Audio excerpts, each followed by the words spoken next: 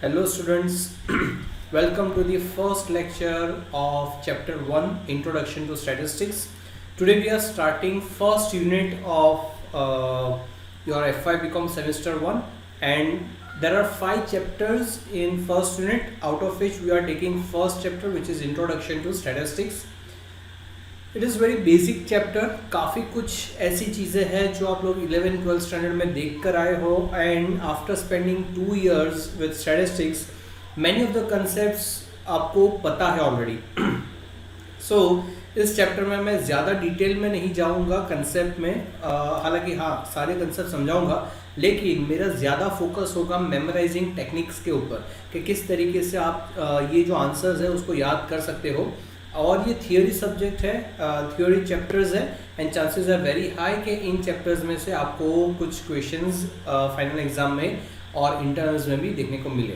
चलिए तो स्टार्ट करते हैं. स्टैटिस्टिक्स क्या होता है? तो statistics is basically process of decision making. तो डिसीजन जब लेना होता है तो स्टैटिस्टिक्स काम लगता है, यानी कि बहुत सारे डेटा इकट्ठा करके उसको प्रोसेस करके किसी डिसीजन पे कंक्लूजन पे पहुंचने के लिए स्टैटिस्टिक्स काम लगता है.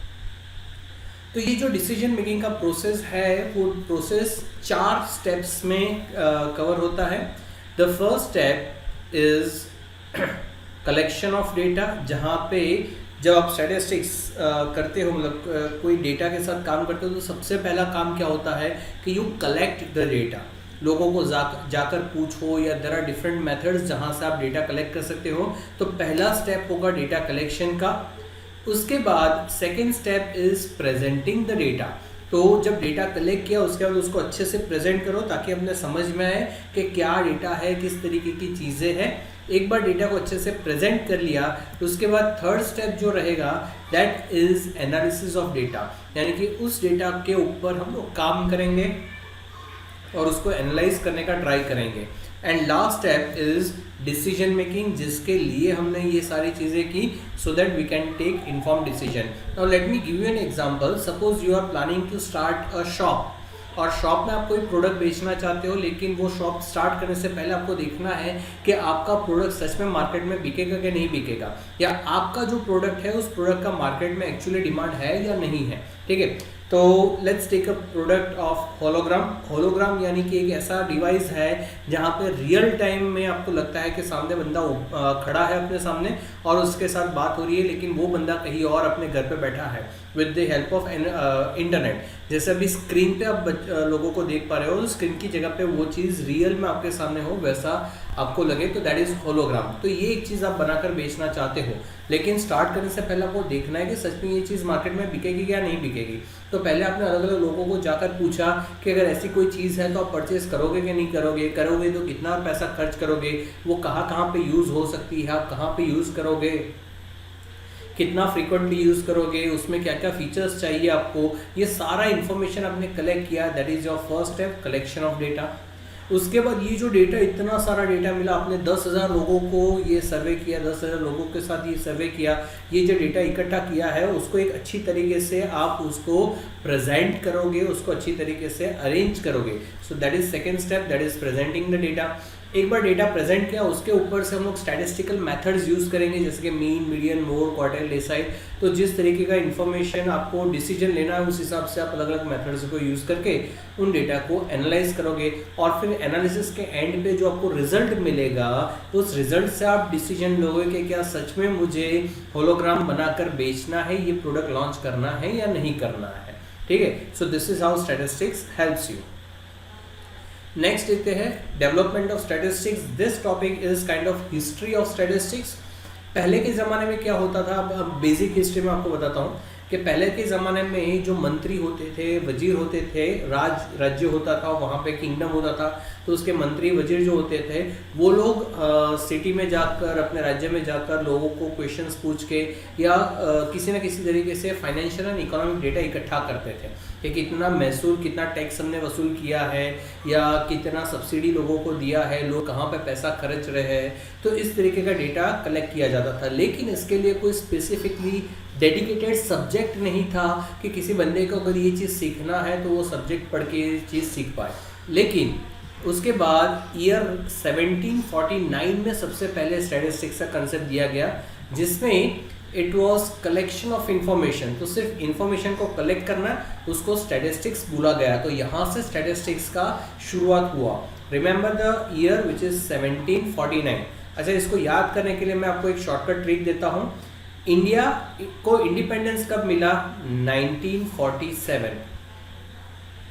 और इसमें 1 तो वैसे का वैसा रहता है, ये 7 आगे आ जाएगा और 9 पीछे चला जाएगा, एंड इट बिकम्स 1749। सो 1947 के आसपास इन्हीं नंबर्स को रीअरेंज करके हमें ये डेटा मिलता है विच इज 1749, जहाँ से स्टैटिस्टिक्स की शुरुआत हुई। In your exam point of view, you won't be able to, I mean, you are not expected to write this in the whole answer. Return answer में ये चीज़ शायद ही आपको पूछेंगे कि हाउ स्टैटिस्टिक्स डेवलप, लेकिन इसके ऊपर से एमसीक्यूज आने के बहुत चांसेस है। तो शायद आपको पूछेंगे collection of information concept statistics का कब डेवलप हुआ था, और 4 ईयर्स आपको देते हैं, तो you have to select the correct year, and the correct year is 1749। उसके बाद स्टैटिस्टिक्स में और डेवलपमेंट हुए, लोगों ने इंटरेस्ट लेना चालू किया, और 18th सेंचुरी आते आते स्टैटिस्टिक्स का मीनिंग थोड़ा और ब्रॉड हुआ, जिसमें it is not only collection of data but it is systematic collection of demographic and economic data. ठीक है, तो डेमोग्राफिक यानी कि एरिया वाइज डेटा कलेक्ट करना चालू किया, एंड इकोनॉमिक यानी कि फाइनेंशियल डेटा का कलेक्शन चालू किया बाय द स्टेट्स मतलब कि राज्य जो है, किंगडम्स जो है, उसकी बात हो रही है। तो 18th सेंचुरी में स्टैटिस्टिक्स थोड़ा और वाइड हुआ। 19th सेंचुरी में स्टैटिस्टिक्स में और डेवलपमेंट देखने को मिला, जहाँ पे कलेक्शन के अलावा, अच्छा पे अटेंशन, 17th सेंचुरी में it was only collection, 18th century में भी सिर्फ कलेक्शन था, लेकिन इट वाज सिस्टमेटिक कलेक्शन, जिसमें 1-2 पॉइंट्स और ज़्यादा बाइफरकेट किए गए। But in 19th century collection के अलावा समरी एंड एनालिसिस को भी ऐड किया गया स्टैटिस्टिक्स में, तो स्टैटिस्टिक्स थोड़ा और वाइड हुआ। और ये जो डेटा, ये जो मेथड्स फाइंड की गई 20th सेंचुरी यानी कि आज के दिन में ही, ये सारी मेथड अब कैलकुलेट होती है कंप्यूटर बेस से, and that's why now we have computer intensive method, because पहले ह्यूमन ब्रेन यूज होता था इन 17th century, 18th century, 19th century, तो उसका यूज़ काफ़ी लिमिटेड रहता था। लेकिन आज की डेट में हमारे पास कंप्यूटर है, तो बहुत ज़्यादा इंटेंसिव मेथड्स आज डेवलप हो चुकी है स्टैटिस्टिक्स में कैलकुलेशन करने के लिए, and we are very much advanced in statistics in today's date. Next देखते हैं मीनिंग एंड डेफिनेशन। सबसे पहले मीनिंग ऑफ स्टैटिस्टिक्स देखते हैं। सो ओल्डर डेज में साइंस ऑफ स्टेट क्राफ्ट, जो भी हमने देखा कि किंगडम से रिलेटेड जो चीज़ें थी उसके लिए स्टैटिस्टिक्स यूज होता था। अब स्टैटिस्टिक्स वर्ड कहाँ से आया है? तो देर आर 3 पॉसिबिलिटीज, 3 अलग अलग जगह है, बिकॉज डॉक्यूमेंटेशन कुछ है नहीं, तो देर आर 3 लैंग्वेजेस जहाँ पे हमें स्टैटिस्टिक्स के रिलेटेड वर्ड्स देखने को मिलते हैं। तो फर्स्ट इज लैटिन वर्ड, जहाँ पे स्टेटस वर्ड था जिसके ऊपर से स्टैटिस्टिक्स आया होगा, ये माना जाता है। दूसरा है Italian word, where statista word use हुआ था, जिसके ऊपर से स्टैटिस्टिक्स आया है, ये माना जाता है। And third is German word which is statistic, जिसके ऊपर से आज का स्टैटिस्टिक वर्ड आया है, ये माना जाता है। मतलब दिस आर 3 पॉसिबिलिटीज जहाँ से ये वर्ड आया हो सकता है, और ये तीनों लैंग्वेजेस में ये जो वर्ड्स देखे हैं इनका मीनिंग होता है पॉलिटिकल स्टेट। इसके ऊपर this point is very important, और इसके ऊपर एमसीक्यू आने के चांसेस है। ठीक है, तो इसको याद कैसे रखेंगे कि कौन सी लैंग्वेज में कौन सा वर्ड था। तो पहले हम लोग स्टार्ट करते हैं जर्मन वर्ड। अच्छा, Germany is very famous for Hitler. Hitler जो था, जो जर्मनी से था, ठीक है, उसने जर्मनी में रूल किया था, एंड हिटलर का जो सिंबल था इट वाज स्वस्तिक, और इसी तरीके स्टैटिस्टिक वर्ड दोनों एक दूसरे के साथ मेल खाते हैं। So German is related to statistics. This is how you remember that swastik, statistic word are similar words and both are related to Germans. So it is German language which gave the concept of statistic. Now Italian, अच्छा Italian word के ऊपर से एक चीज़ याद आती है, Italian food. And what is so famous in Italian food? It is pasta. ठीक है, पास्ता, स्टैटिस्टा, तो दोनों में लास्ट में स्टा आता है, एसटी आता है, तो pasta is Italian food and that's why statista is Italian word. This is how you remember. और लास्ट में बाकी रहता है status which is Latin word. So बाकी का जो रहा वो लैटिन वर्ड है. This is how you remember this. Next देखते हैं. There are two senses in statistics. Senses मतलब कि स्टैटिस्टिक्स को दो टाइप्स में डिफाइन किया जा सकता है. वन इज सिंगुलर सेंस में स्टैटिस्टिक्स क्या है उसका मीनिंग अलग होता है, and second is plural sense में स्टैटिस्टिक्स क्या होता है उसका मीनिंग अलग होता है. ठीक है. और सिंगुलर सेंस में स्टैटिस्टिक्स में हम लोग क्या पढ़ते हैं, तो we study the methods of statistics. कौन सी मेथड्स, तो किस तरीके से डेटा कलेक्ट किया जाता है, कैलकुलेशन के लिए क्या क्या मेथड है. Just to understand the concept I will tell you that हमने ये चीज़ दिखा था कि x bar equal to sigma x upon n. This was the formula of arithmetic mean. ठीक है. So this is one method to calculate average. तो ये मेथड हुआ and that's why it is statistical method which is singular sense of statistics. लेकिन plural sense में लोग क्या पढ़ते हैं, तो डेटा. लेकिन जब मेरे पास xi अवेलेबल है से 1 2 3 4 5 और जब मुझे ये डेटा का एनालिसिस करना है तो डेटा अवेलेबल है, तो ये हो गया plural sense of statistics. So are you understanding the difference. जहाँ पे मेरे पास सिर्फ फॉर्मूला है, मेथड्स है, डेटा नहीं है, 1 2 3 4 नहीं है, सिर्फ अलग अलग मेथड्स है, तो दैट इज सिंगुलर सेंस. लेकिन जब मेरे पास डेटा है उसको प्रोसेस करना है तो that becomes plural sense of statistics. Next किससे दिया था ये कंसेप्ट, तो सिंगुलर सेंस का कंसेप्ट दिया था क्रॉक्स्टन एंड कार्डन. ठीक है. देयर वर टू स्टैटिस्टिशियन जिन्होंने मिलकर ये सिंगुलर सेंस का कंसेप्ट दिया था विच इज क्रॉक्स्टन एंड कार्डन. जबकि प्लूरल सेंस का कंसेप्ट दिया था professor Horace Secrist. There was only one professor Horace Secrist जिन्होंने प्लूरल सेंस का डेटा दिया था. अब इन तीनों के ऊपर भी बहुत चांसेस है कि एमसीक्यू में इसके रिलेटेड आपको कुछ पूछ सके. ठीक है. IMP and it is related to MCQ. अच्छा, तो how will you remember this. इसमें कई बार ये होता है कि मेथड प्लूरल सेंस में चला जाता है या डेटा सिंगुलर सेंस में चला जाता है या तो फिर प्रोफेसर के नाम एक्सचेंज हो जाते हैं. तो ये ना हो इसके लिए मैं आपको एक टेक्निक दे रहा हूँ, एसएससी.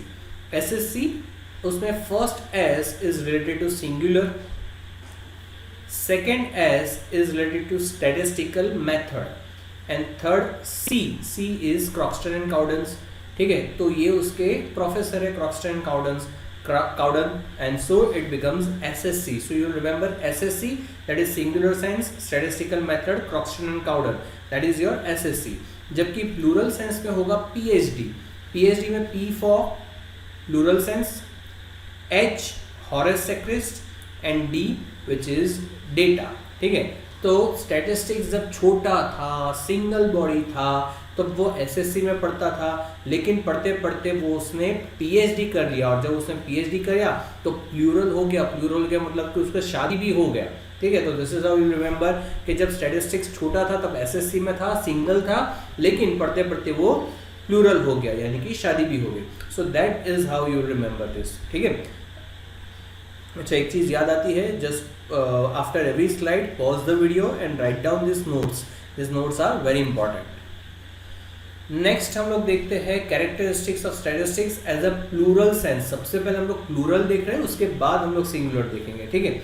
सो प्लूरल सेंस में स्टैटिस्टिक्स का कैरेक्टरिस्टिक्स देखते हैं. प्लूरल सेंस मतलब कि डेटा जहाँ पे हमारे पास नंबर्स होते हैं उसकी बात हो रही है अभी. So placed in relation to each other. जब आपके पास नंबर्स है तो दूसरी चीज़ों के साथ आप कंपेयर कर सकते हो. It is comparable to each other. Next is aggregate of facts. अब नंबर्स है तो फैक्ट्स से मिले हैं. ठीक है.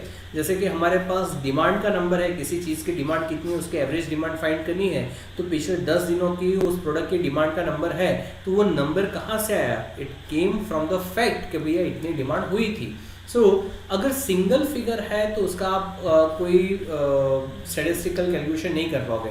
से फॉर एग्जांपल इफ आई से कि मैंने टेस्ट दिया और टेस्ट में मेरे 30 मार्क्स आए, बस मेरे पास उतना ही फिगर है, तो मैंने अच्छा परफॉर्म किया या बुरा परफॉर्म किया आप नहीं बोल पाओगे, बिकॉज आगे पीछे का कुछ अवेलेबल ही नहीं है. हाँ, अगर मैं ये बोलता हूँ कि मेरे अलावा दूसरे जो बच्चे थे उसमें एक ने 27 परफॉर्म किया, एक ने 20 परफॉर्म किया और मेरे से अगर सिर्फ एक ही बंदा था जिसने 32 परफॉर्म किया, सो आप बोलोगे कि अच्छा you are above average.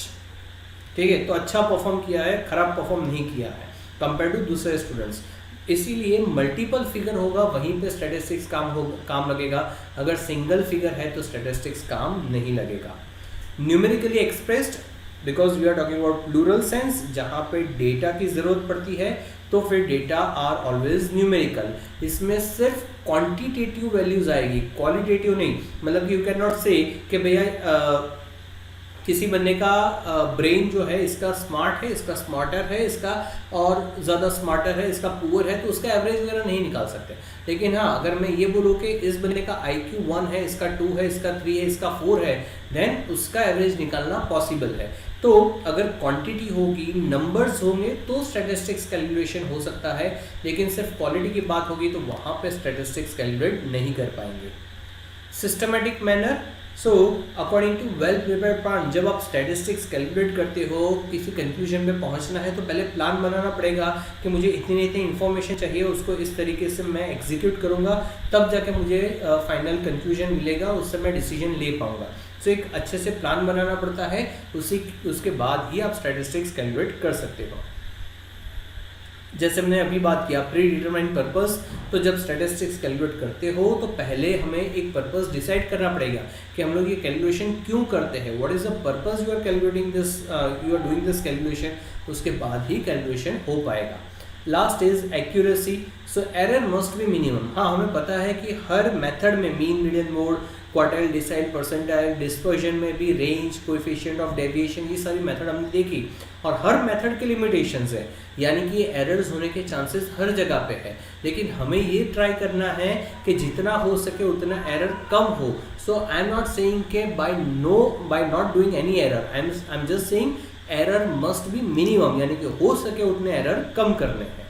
Multiplicity of causes, यानी कि affected by large number of cause, यानी कि अगर एक शॉप है जिसमें डिमांड क्या है पिछले 10 दिनों की वो हम लोग देख रहे हैं, तो डिमांड पर्टिकुलर नंबर होने के पीछे बहुत सारे रीजंस हो सकते हैं, जैसे कि लॉकडाउन है इसलिए लोग नहीं आ रहे हैं, या तो फिर वो चीज़ मार्केट में बहुत सारी जगह पे मिल रही है या सस्ते में मिल रही है, या तो बारिश हुई इसलिए लोग नहीं आ रहे हैं, या तो फिर वो चीज़ यहाँ पे सबसे सस्ते में मिल रही है इसलिए ज़्यादा लोग आ रहे हैं। तो there are so many reasons behind one data, ठीक है। जैसे अभी मैंने बोला कि मेरे 30 मार्क्स आए, लेकिन उस 30 मार्क के पीछे बहुत सारे रीजंस हो सकते हैं, या तो मैंने बहुत मेहनत की है, या तो मेरे आगे कोई होशियार बच्चा बैठा था उसमें से मैंने कॉपी किया है, या तो फिर मैं चिट बनाकर ले गया हूँ, या तो फिर ये एक चैप्टर है जो मुझे बहुत अच्छे से आता है, दूसरे चैप्टर्स नहीं आते हैं। तो there are so many reasons behind one data, ठीक है। इसीलिए मल्टीप्लिसिटी ऑफ कॉजेज, यानी कि एक ही चीज़ के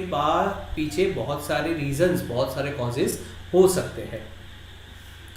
इसको याद कैसे रखने का, तो उसका टेक्निक मैं आपको बाद में देखता हूँ। चलिए नेक्स्ट टॉपिक पे अभी मूव करते हैं, characteristics of statistics as singular sense. इसके पहले हमने देखा था प्लूरल सेंस, अब हम लोग देख रहे हैं सिंगुलर सेंस। सो सिंगुलर सेंस यानी कि it is related two methods, याद करो मेथड के रिलेटेड है। सो कलेक्शन ऑफ डेटा, यानी कि method of sensor, sampling, primary data, secondary data, ये सारे अलग अलग मेथड्स हैं जिससे कि डेटा को कलेक्ट किया जा सकता है। Organization of data, classification on the basis of time, place, quality, तो ये भी अलग अलग मेथड है जिससे कि आप डेटा को ऑर्गेनाइज कर सकते हो। जैसे कि मैंने प्लेस के हिसाब से डेटा ऑर्गेनाइज किया, तो किसी ने क्वालिटी के हिसाब से किया, तो किसी ने टाइम के बेसिस पे डेटा को डिफ्रेंशिएट किया। तो बहुत अलग अलग तरीके से डेटा को डिफ्रेंशिएट किया जा सकता है। Analysis of data, central tendency, dispersion, correlation, regression, we have so many different methods कि जिससे हम लोग डेटा को एनालाइज कर सकते हैं। Presentation of data, tabular, diagrammatic, graphic form, ये चीज़ एक चीज़ मार्क करो, यहाँ पे हम लोग सिंगुलर सेंस की बात कर रहे हैं जिसमें बेसिकली हमें बात करना है मेथड्स के रिलेटेड, और अभी तक जितने भी पॉइंट्स देखे उन सब में हमने अलग अलग मेथड्स के बारे में ही डिस्कशन किया है, ठीक है। तो अलग अलग मेथड्स है जिससे कि आप ये डेटा को कैलकुलेट या प्रेजेंट कर सकते हो। Interpretation of data, so conclusion निकालना होता है, a high degree of skill and experience is necessary, उसी से आप इंटरप्रिटेशन निकाल सकते हो डेटा। चलिए तो अब नेक्स्ट टॉपिक देखते हैं, फंक्शंस ऑफ स्टैटिस्टिक्स। ये थोड़ा लंबा टॉपिक है, बहुत सारे, there are 11 points in this topic, but easy है, ज़्यादा डिफिकल्ट नहीं है, ध्यान से देखिए। First is summarize a large mass of figure, यानी कि बहुत सारी फिगर्स, बहुत सारे नंबर्स होते हैं, तो उसको हम लोग समराइज करके बता सकते हैं. Basically we are looking at the functions of statistics, यानी कि स्टैटिस्टिक्स कहाँ पे काम आता है. सो क्वांटिटेटिव इंफॉर्मेशन यूज होती है यहाँ पे. Second is to measure uncertainty. अगर अनसर्टेनिटी चल रही है तो हम लोग एवरेज, ट्रेंड वगैरह निकाल के एक मेजरमेंट कर सकते हैं, या अप्रोक्सीमेटली इसके आसपास का डेटा रहेगा. सो प्रोबेबिलिटी, जो चैप्टर हम लोग आगे देखेंगे, which is chances of occurrence. So there is mistake, it is chance of occurrence, यानी कि वो कोई भी चीज़ अकर होने के चांसेस कितने हैं, अनसर्टेनिटी को नापने के लिए भी हमारे पास एक ऑप्शन है. To help classification of data को किस तरीके से क्लासीफाई कर सके उसके लिए हेल्प करता है. So arrangement of numerical data. To formulate and testing of hypothesis. तो हाइपोथेसिस को फॉर्मुलेट और टेस्ट करने के लिए, जो हाइपोथेसिस के बारे में एक पूरा चैप्टर हम लोग सेमेस्टर 2 के एंड में पढ़ने वाले हैं. सो उसी के रिलेटेड है ये hypothesis of testing of data. Develop new theories, नई थियरीज इससे हम लोग डेवलप कर सकते हैं. जैसे कि हमारे दिमाग में आया कि अगर कोई चीज़ का प्राइस बढ़ेगा तो डिमांड कम होना चाहिए. अच्छा, ये सही है कि नहीं है, चलो टेस्ट करते हैं. तो टेस्ट कैसे होगा? सो testing of hypothesis, that is a method कि जिससे आप ये चीज़ टेस्ट कर पाओ. और जब आपका टेस्टिंग सही बनता है तो you will develop a new theory कि हाँ सही बात है, when price rises demand decreases, when price decreases demand rises. तो ये थियरी अगर बनानी है तो उसका टेस्टिंग के लिए टेस्टिंग ऑफ हाइपोथेसिस काम लगता है. टू ड्रॉ वैलिड इन्फ्रेंसेस मतलब कि कंक्लूजन, तो अच्छे से कंक्लूजन लेने के लिए ये काम लगता है. On the basis of sample, तो कोई हमारे पास बहुत बड़ा डेटा है तो सैंपल निकाल के भी हम लोग एक कंक्लूजन पे पहुंच सकते हैं. टू इंडिकेट ट्रेंड बिहेवियर, कोई चीज़ का ट्रेंड कैसा चल रही है. ज़्यादातर स्टॉक मार्केट में यूज़ होता है कि किसी शेयर का प्राइस का ट्रेंड कैसा चल रहा है, वो अपसाइड है या डाउन साइड है. इकोनॉमी में यूज़ होता है तो वो भी स्टैटिस्टिक्स से होता है. सो एस्टिमेट फ्यूचर इवेंट्स, और उससे आगे क्या होगा वो फ्यूचर इवेंट के लिए भी यूज़ होता है. टू एनलार्ज इंडिविजुअल एक्सपीरियंस, यानी कि अगर आपको 5000 स्टूडेंट्स का डेटा दे दिया जाए और आपको पूछा जाए कि बताओ ये स्टूडेंट्स कितने स्मार्ट है या कितने वीक है, क्या एवरेज रहेगा इन बच्चों का, तो आपको वो 5000 स्टूडेंट के डेटा को देखकर समझ में नहीं आएगा. लेकिन अगर आपको बोला जाए कि ये 5000 स्टूडेंट्स हैं जिसका एवरेज 72% निकला उनके बोर्ड के एग्ज़ाम का, then you will be able to say कि हाँ ये अबो एवरेज स्टूडेंट्स है. तो वो एवरेज अगर होगा तो वहाँ पे काम लगेगा. सो एनलार्ज इंडिविजुअल एक्सपीरियंस, यानी कि किसी बंदे को अच्छे से चीज़ें समझने में ये हेल्प करता है. Next is to present facts in definite form. Definite form में फैक्ट्स को प्रेजेंट करता है, यानी कि फैक्ट जो होते हैं वो अच्छे से सामने वाले के समझ में आए उस तरीके से प्रेजेंट किए जाते हैं. Express general statement in precise and definite forms. To facilitate comparison, ये पहले भी हमने देखा कि हमारे पास अगर डेटा है तो दूसरी चीज़ों के साथ कंपैरिजन करने में काम लगता है. Better appreciated when they are compared with others. To formulate policies, जैसे हमने टेस्टिंग ऑफ हाइपोथेसिस देखा वैसे ही अगर पॉलिसीज भी बनानी है तो वहाँ पर भी स्टैटिस्टिक्स काम लगता है. So plan and formulate their future policies. Statistics help in को रिलेटिंग डेटा, यानी कि दो डेटाज है तो उन दोनों के बीच में कोई रिलेशन है या नहीं है उसके लिए भी स्टैटिस्टिक्स यूज होता है. एस्टैब्लिशिंग रिलेशनशिप बिटवीन टू और मोर वेरिएबल्स, जैसे हमने भी डिमांड एंड प्राइस का बात किया तो is there any relationship between demand and price, वो जानने के लिए भी हमें स्टैटिस्टिक्स काम लगता है. ठीक है, तो यहाँ पे मुझे जो टॉपिक समझाने थे वो खत्म होते हैं. चलो अब आगे मेमोराइजिंग टेक्निक देखने से पहले आपको एक छोटी सी स्टोरी सुनाता हूँ. ये है सुचित. एंड सुचित एक दिन पान खाने निकला, लेकिन जब वो पान खाने के लिए गया तो रास्ते में उसको मिली पामेला एंडरसन. सुचित तो पामेला एंडरसन का बहुत बड़ा फैन था, तो उसने तो पामेला एंडरसन को प्रपोज कर लिया और पामेला एंडरसन ने हाँ भी बोल दिया. लेकिन फिर सुचित की आंख खुल गई और उसको पता चला कि वो तो सपना देख रहा था. तो ही बिकम वेरी सैड, और इसीलिए उसके फ्रेंड्स ने उसको कंपनी दी कि चल बेटा अपने घूमने चलते हैं, तू थोड़ा रिलैक्स हो जा, इतना सैड मत हो. लेकिन फिर भी सुचित की सैडनेस गई नहीं एंड ही स्टार्टेड ड्रिंकिंग. सो ये जो पूरा स्टोरी है इसी के ऊपर से आज हमने जो टॉपिक्स देखे उसको हम लोग याद रखने वाले हैं. चलिए देखते हैं कैसे. सो सबसे पहले याद करो सुचित पान लेने गया था, ठीक है, और यहाँ पे this is the characteristics of plural sense. अच्छा, ये जो कैरेक्टरिस्टिक्स है उसका शॉर्ट फॉर्म हम लोग देख लेते हैं.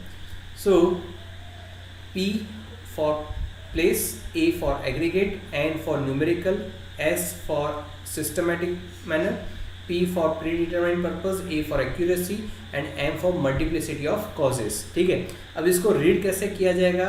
सो इट इज PAN पान से PAM, पैम मतलब पैमेला एंडरसन. ठीक है, सो पान से पैमेला एंडरसन.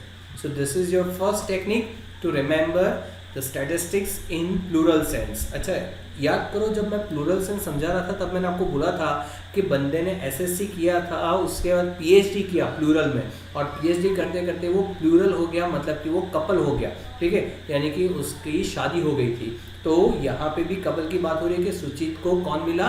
पैमेला एंडरसन मिल गया. अच्छा, ये बंदे का नाम भी इंपॉर्टेंट है सुचित, वो क्यों है आगे पता चलेगा. ठीक है, तो ये सुचित मिल गया, सुचित को पैमेला मिल गई. So this is your first पान से पैम. पैम मतलब पैमेला एंडरसन का शॉर्ट फॉर्म पैम होता है. ठीक है, सो पान से Pam, this is your shortcut for plural sense. अब हम लोग देखते हैं सिंगुलर सेंस. सिंगुलर सेंस में हमने ये 4-5 चीज़ें देखी थी. इसमें C for collection of data, O for organization of data, A for analysis of data, P for presentation of data and I for interpretation of data. अब इसको याद कैसे रखेंगे? तो बिकॉज सुचित सैड हो गया था तो उसके फ्रेंड्स ने उसको कंपनी दी, जिसको गुजराती में क्या बोलते हैं? कंपनी आपी. ठीक है, इट इज कंपनी आपी. और कंपनी का शॉर्ट फॉर्म क्या होता है? CO. तो इसको क्या लिखेंगे? COAPI. और वही हमने लिखा है COAPI, कंपनी आपी. तो जब सिंगुलर सेंस, अब ये सुचित सिंगुलर हो गया है और सिंगल हो गया है, उसका पैमेला एंडरसन के साथ ब्रेकअप हो गया है सपने में ही. ठीक है, तो ये सिंगल हो गया है और इसीलिए उसके फ्रेंड्स ने उसको कंपनी दी. सो सिंगुलर सेंस में कंपनी की जरूरत पड़ती है, प्लूरल सेंस में कौन आता है? Pamela Anderson. चलो लास्ट देखते हैं. अब कंपनी दी लेकिन फिर भी वो सैड था, बहुत सैड था. तो वो गया एक फंक्शन में. कहाँ पे गया? फंक्शन में. ठीक है, अब फंक्शन में गया तो फंक्शन में उसने सीसी देखी. सीसी बॉटल, बॉटल को प्योर गुजराती में बोलते हैं सीसी. तो उसने सीसी देखी, तो सुचित ने क्या किया? सुचिते CC PD. That is the short form for this function, सुचिते सीसी पीधी. ठीक है, चलो देखते हैं. सो S for summarize, U for uncertainty, C for classification, H for hypothesis, I for inferences, T for trend behavior, E for enlarge और E for experience भी बोल सकते हैं. Next C. So C is for I think थोड़ा mistake हो गया. This is C, it should be here.